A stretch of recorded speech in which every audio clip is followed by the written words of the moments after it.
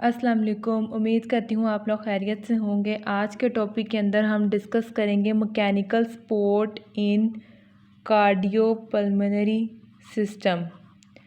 Cardio پلمنری system کے اندر ہمیں جو ہے مکینیکل سپورٹ سسٹم یوز کرنے کی ضرورت پڑتی ہے، اور کیوں ضرورت پڑتی ہے؟ ہمیں ضرورت تب پڑتی ہے جب ہمارا کارڈیو پلمنری سسٹم فار ایگزامپل خود سے ٹھیک طریقے سے کام نہیں کر رہا، تو ہمیں باہر سے مکینیکل سپورٹ دینی پڑتی ہے تاکہ ہم جو اس کا فنکشن ہے اس کو اسسٹ کر سکیں مکینیکل سپورٹ کے تھرو، ٹھیک ہے۔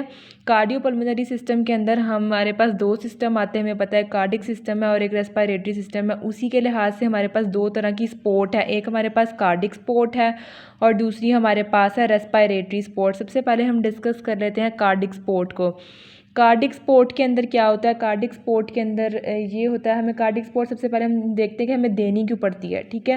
ہارٹ کا فنکشن کیا ہوتا ہے؟ ہارٹ کا فنکشن ہوتا ہے بلڈ کو پمپ کرنا۔ اگر وہ بلڈ کو پراپرلی پمپ نہیں کر رہا تو پھر ہمیں باہر سے کوئی مکینیکل سپورٹ یا ڈیوائس دینی پڑتی ہے تاکہ ہارٹ جو ہے وہ پراپرلی بلڈ پمپ کرے پوری باڈی کے اندر، ٹھیک ہے۔ کارڈک سپورٹ کی دو ٹائپس ہیں، ایک ہے ہمارے پاس انٹرا ایورٹک بیلون پمپ اور دوسری ہے وینٹریکولر اسسٹ ڈیوائس، ٹھیک ہے۔ ان دونوں کو ہم ابھی ڈیٹیل کے اندر پڑھیں گے۔ پہلے میں آپ کو ریسپائریٹری سپورٹ کی ڈیوائسز کے نام بھی بتا دیتی ہوں، ٹھیک ہے۔ کارڈک سپورٹ کی دو ہیں، انٹرا ایورٹک بیلون پمپ اور دوسری ہے ventricular assist device. Respiratory support ہمیں کب دینی پڑے گی؟ ریسپائریٹری سپورٹ ہمیں پتہ ہے کہ ہمارے جو ہے مولیکیولر لیول کے اوپر کیا ہو رہی ہوتی ہے؟ گیسیس ایکسچینج، ٹھیک ہے۔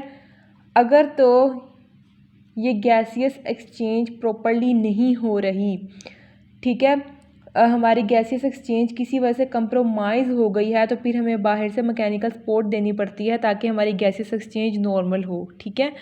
اور یہ تھا ہمارا جو ہے ریسپائریٹری سسٹم کا مولیکیولر فنکشن۔ ایک ہوتا ہے ہمارے پاس مکینیکل فنکشن۔ مکینیکل فنکشن کیا ہے ہمارے ریسپائریٹری سسٹم کا؟ وہ ہے برید ان اینڈ برید آؤٹ، ٹھیک ہے، جس کو ہم وینٹیلیشن بھی بولتے ہیں۔ تو اگر کسی ریزن کی وجہ سے مکینیکل فنکشن بھی ڈسٹرب ہو گیا ہمارے ریسپائریٹری سسٹم کا، لائک ان اینڈ آؤٹ برید کرنے میں پیشنٹ کو مسئلہ آ رہا ہے، تو بھی ہم اس کو ریسپائریٹری سپورٹ دیتے ہیں تاکہ ہم پیشنٹ کو ایزیلی برید ان اینڈ برید آؤٹ کروا سکیں۔ برید ان اینڈ برید آؤٹ کو ہم وینٹیلیشن بھی بولتے ہیں، ٹھیک ہے۔ اب ہم ڈسکس کر لیتے ہیں ریسپائریٹری سپورٹ کی ٹائپس کو۔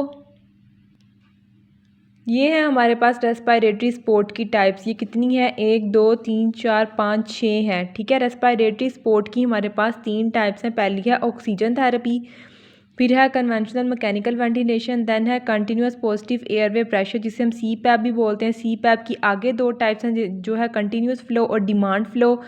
پھر 4th ون ہے نان انویسیو مکینیکل وینٹیلیشن، دین ہے پازیٹیو اینڈ ایکسپائریٹری پریشر جسے ہم پیپ بھی بولتے ہیں، ٹھیک ہے۔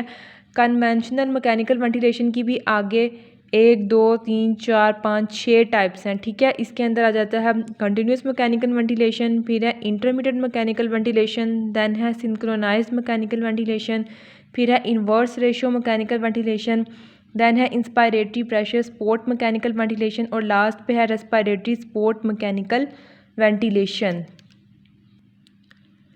یہ ہیں تمام ریسپائریٹری سپورٹ کی ڈیوائسز، ٹھیک ہے۔ ان سب کو بھی ہم ڈیٹیل کے اندر فردر نیکسٹ لیکچرز کے اندر اسٹڈی کرتے جائیں گے، ٹھیک ہے۔